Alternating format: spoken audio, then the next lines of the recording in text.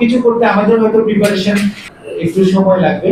সিলেট নগরের 7 লাখ অধিবাসীর অধিকতর নিরাপত্তায় চালু করা হলো জিনিয়া অ্যাপ। এই অ্যাপসে 16টি মডিউলের মাধ্যমে নাগরিক সেবা নিশ্চিত করবে সিলেট মেট্রোপলিটন পুলিশ। বুধবার 1 অক্টোবর দুপুরে সিলেট মেট্রোপলিটন পুলিশ সদর কার্যালয়ে জিনিয়া অ্যাপের উদ্বোধন করেন এসএমপি কমিশনার আব্দুল কুদ্দুস চৌধুরী। এ সময় এসএমপির ঊর্ধ্বতন কর্মকর্তারা উপস্থিত ছিলেন।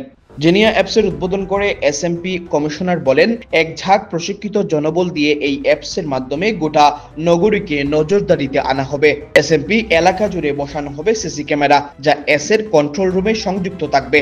নাগরিকদের আইনগত সমস্যার সমাধান, জিডি কিংবা মামলা বিষয়ক পরামর্শ কল সেন্টারের মাধ্যমে সেবা দেওয়া হবে। ফায়ার ব্রিগেড, জরুরি অ্যাম্বুলেন্স সার্ভিস সেবা, উবার পাঠাও নিয়ন্ত্রণ সহ সব প্রয়োজনীয় নাগরিক সেবা এই অ্যাপসে পাওয়া যাবে বলে কমিশনার জানান।